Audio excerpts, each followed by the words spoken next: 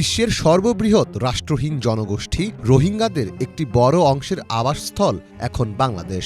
মিয়ানমারের 10 লাখ রোহিঙ্গা নাগরিক কক্সবাজারের দারিদ্র্যপীড়িত ক্যাম্পগুলোতে অবস্থান করছে, যাদের 95% বেঁচে থাকার জন্য মানবিক সহায়তার উপর নির্ভরশীল। তবে এই সহায়তা ধীরে ধীরে বন্ধ করে দেওয়ার প্রস্তাব দিয়েছিল মার্কিন প্রশাসনের এক প্রভাবশালী কর্মকর্তা।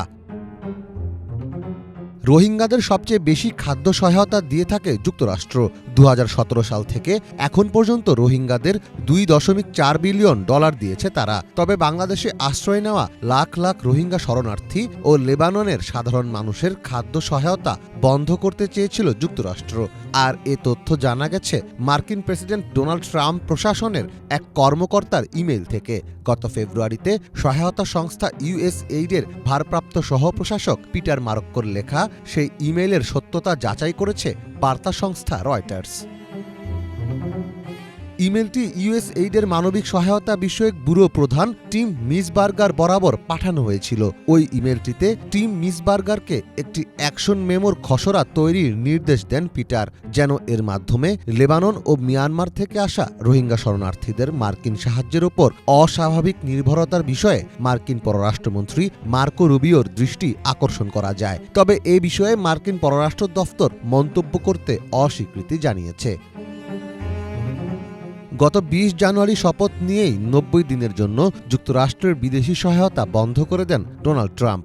এরপর নানা অভিযোগে সহায়তা সংস্থা USAID-এর কার্যক্রম বন্ধ করে দেওয়ার উদ্যোগ নেন তিনি। ট্রাম্প তার পরিকল্পনা বাস্তবায়ন করতে আস্থাভাজন পিটার মারক্কোকে USAID গুটিয়ে আনার কার্যক্রম তদারকির দায়িত্ব দেন। এ বিষয়ে ট্রাম্প প্রশাসনের কর্মকর্তাদের সাথে বৈঠকেও বসেন পিটার। পরবর্তীতে পিটার জানান, USAID-এর বিভিন্ন সহায়তা চুক্তি খতিয়ে দেখছেন তিনি।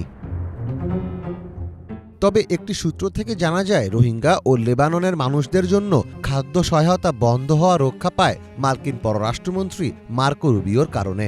গত 24 ফেব্রুয়ারি জরুরি খাদ্য সহায়তা অব্যাহত রাখার নির্দেশ দেন তিনি ট্রাম্পের সব ধরনের সহায়তা বন্ধ থেকে খাদ্য সহায়তাকে ছাড় দিতে বলেছিলেন। এর 4 দিন পর জীবন রক্ষাকারী ঔষধ, চিকিৎসা সহায়তা, খাদ্য, আশ্রয় এবং জীবিকা সহায়তা পৌঁছে দিতে যুক্তিসঙ্গত প্রশাসনিক খরচকে ট্রাম্পের নিষেধাজ্ঞা থেকে ছাড় দিতে নির্দেশনা দেন রুবিও।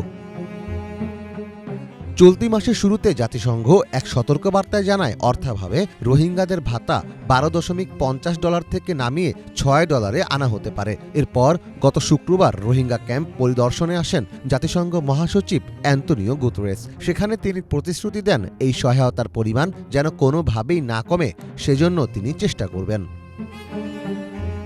মীর ফজলে রাব্বি, বাংলা ভিশন।